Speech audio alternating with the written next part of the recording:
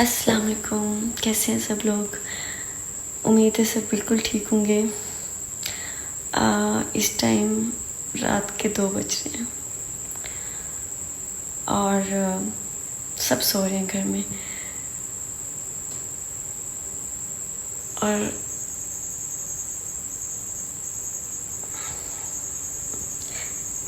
मेरा last day है सुबह घर में।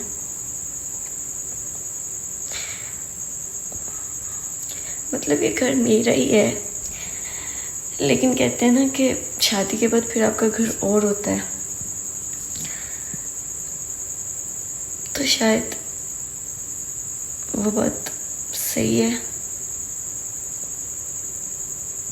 कहीं ना कहीं मैं दिल में वो भी फील कर रही हूँ, लेकिन मैं अभी रोना नहीं चाहती हूँ किसी भी चीज़ को लेके, क्योंकि मैं अपने बाबा को, भाई को परेशान नहीं देखना चाहती, अपनी बाजी को, किसी को भी। लेकिन मैं आज एक खुद से प्रॉमिस करना चाहती हूँ कि मैं ये घर छोड़ के जा रही हूँ और मैं हर तरह से कोशिश करूँगी अच्छा रहने की, उन लोगों के साथ एडजस्ट होने की, और वो सब चीज़ें जो मैं कर सकती हूँ। लेकिन अगर अल्लाह ना करे, अगर कुछ मसला होता है, वो लोग अच्छे नहीं होते हैं या वो मुझे अच्छे से ट्रीट नहीं करते हैं, कुछ भी,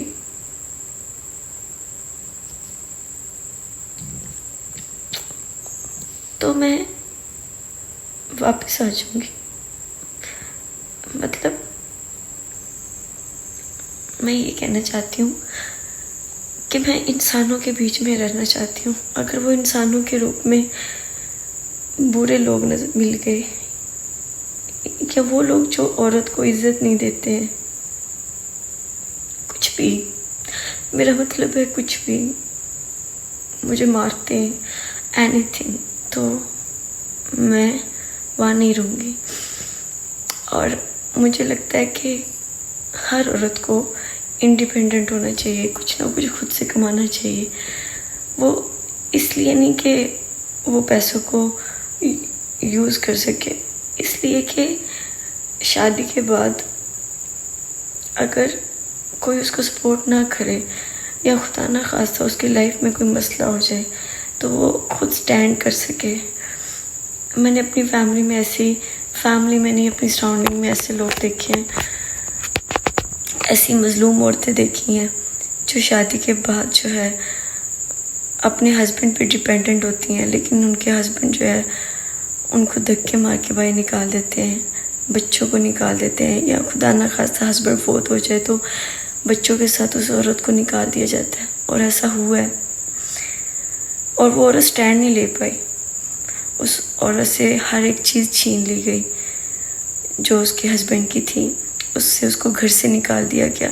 उसकी 2 छोटी छोटी बेटियां थी और पूरे मोहल्ले वाले मिन्नतें करते रहे उस आदमी की कि वो बच्चे तुम्हारे हैं, अब तुम्हारे बेटे के बच्चे तुम्हारे हुए, तुम उस औरत को अपने घर में ही रखो।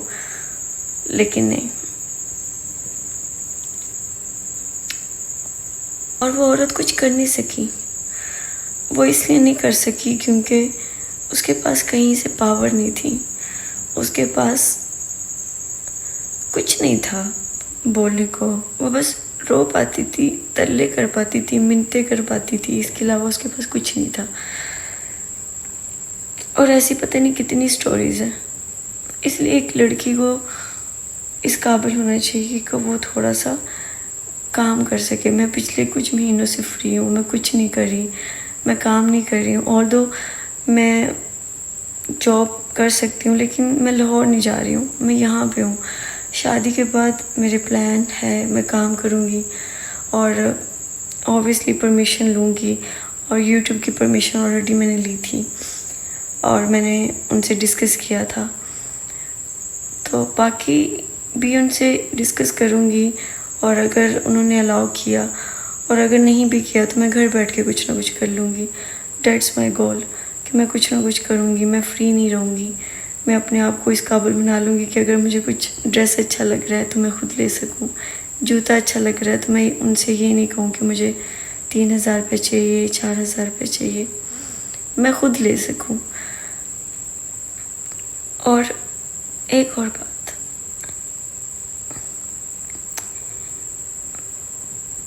मैंने अपने मामा बाबा को जिस तरह से शादी के बाद से अब तक देखा है, देखा था, मैं भी वैसे ही बनना चाहती हूँ, जस्ट लाइक माई मदर।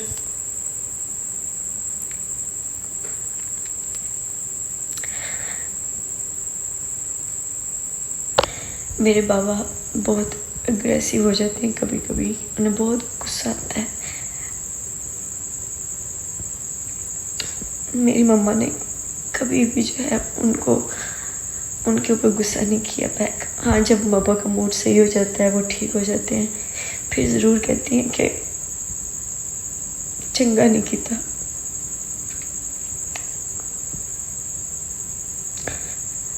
कभी भी हमारी फैमिली में, मेरे घर में मामा बाबा की उस तरह की लड़ाई नहीं देखी। और ऐसा नहीं है कि मेरे बाबा अच्छे इंसान नहीं हैं, मेरे बाबा गुस्से के बुरे हैं, उन्हें कभी कभी गुस्सा आता है, लेकिन मेरी मम्मा का बहुत साथी है, बहुत ज़्यादा। सुबह सुबह अम्मी उठती हैं तो अब्बू किचन में उनके साथ हेल्प कर रहे होते थे, और जब बाबा के भाई हवेली में काम कर रहे होते हैं, मम्मा हेल्प करती थी और उनके साथ जाके उनको हर तरह से सपोर्ट करती थी। कभी अगर नहीं भी काम कर पाती थी, उनके पास जाके खड़ी हो जाती थी, तो अब्बू को तसल्ली रहती थी। बस इसी तरह की ज़िंदगी में भी जीना चाहूँगी। मैं कभी भी कोई भी गलत बिहेव नहीं करूँगी। हाँ, मैं इंसान हूँ, I do have feelings, I do have emotions. कभी गुस्सा आ जाए, कभी कोई ऐसी बात हो तो मैं सॉरी बोला करूँगी उसके बाद कि मुझे नहीं करना चाहिए था। बाकी शादी क्या है अभी तक कुछ समझ नहीं आ रहा है। क्या चीज़ें होंगी, कैसे लोग हैं, कैसी फैमिली है, किस तरह का एनवायरनमेंट है, किस तरह का कल्चर है, और वो लड़का कैसा है, मतलब एवरीथिंग।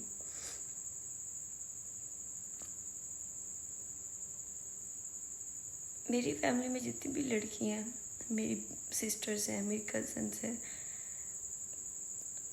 कभी भी हमने किसी को इस तरह से नहीं देखा है कि वो उनकी लाइफ में ऐसे मसले हैं।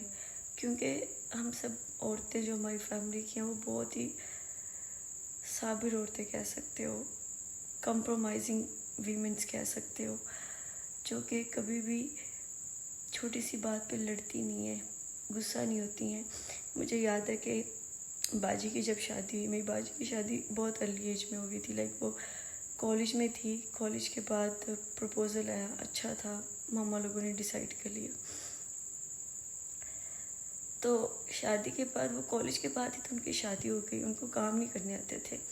तो वो जब अपने ससुराल में गई तो वहाँ पे उनको कुकिंग के लिए कहा गया, सफाई के लिए कहा गया, तो उनसे नहीं हुआ। तो उनकी जॉइंट फैमिली थी, सब लोग थे, उनके जो हस्बैंड हैं, उनके भाई और उनकी बीवियाँ, सब उन लोगों ने बहुत बातें की, बहुत बैड वर्ड्स यूज़ किए बाजी के लिए।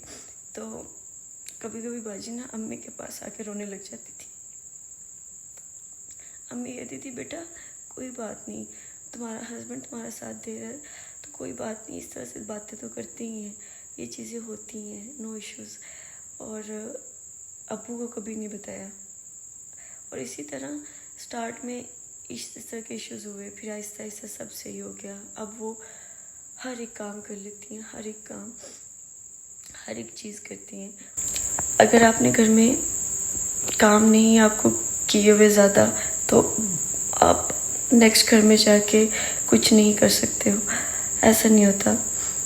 मैं अपने घर में तो इतने काम नहीं करती हूँ, लेकिन मैं जब लाहौर रहती थी, अभी मतलब कुछ महीने पहले, तो वहाँ पे हर चीज़ मैं खुद करती थी, हर चीज़ मैं खुद हैंडल करती थी। मैं और भाई होते हैं वहाँ पे, तो हम दोनों ने जाके ग्रोसरी करनी, कुकिंग मैंने करनी, सफाइयाँ मैंने करनी। हेल्पर आती थी, लेकिन चूँकि ऑफिस जाना होता था तो वो मॉर्निंग में आती थी ऑफिस के टाइम में, तो मैं कभी बुलवा लेती थी कभी नहीं, तो इस तरह से चीज़ें चलती रही। इवन रमज़ान में मुझे याद है कि मैं रमज़ान अफ्तारी से हमें ना 1 घंटा पहले ऑफ होता था, और मैं घर आती थी तकरीबन 20-30 मिनट रह जाते थे अफ्तार में, और उस 20-30 मिनट में मैं अफ्तारी बनाती, उसके बाद सारे काम करती, सुबह के लिए सहरी के लिए सब चीज़ें तैयार करती, फिर मतलब कि नींद नहीं पूरी होती थी और इबादत कर लेती थी थोड़ी बहुत।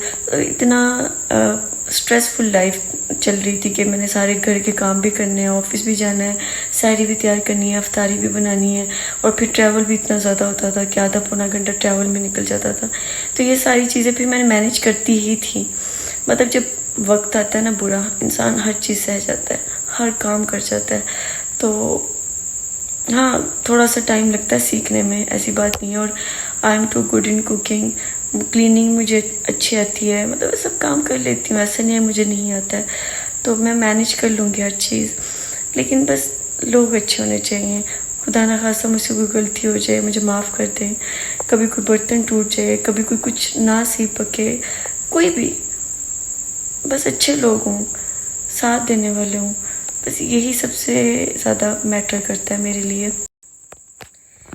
बाकी आप सब लोगों से रिक्वेस्ट है कि नॉट ओनली मी, सब बेटियों के लिए ज़रूर दुआ कीजिएगा या किया करें कि अल्लाह ताला सारी बेटियों के नसीब अच्छे करे, किसी तरह की कोई भी तकलीफ़ ना हो किसी बेटी को, क्योंकि माँ बाप तो इतने प्यार से पालते हैं, फिर आपके नखरे होते हैं अपने घर में, आपका दिल कर रहा है कुछ करने को आप करते हो, नहीं कर रहा तो आप नहीं करते हो, आप लाडले होते हो, कभी क्या फरमाइश कर दी, कभी क्या, अगले घर जाके पता नहीं क्या होगा। हो सकता है कि वो भी आपके इसी तरह आपको इसी तरह ट्रीट करें जैसे आपकी अपनी फैमिली करती रही है।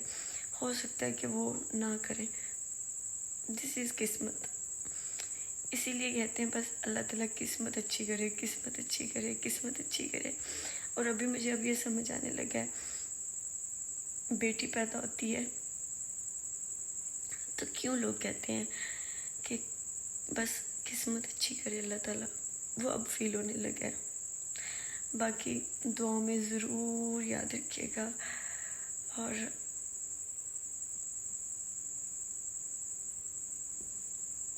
पता नहीं,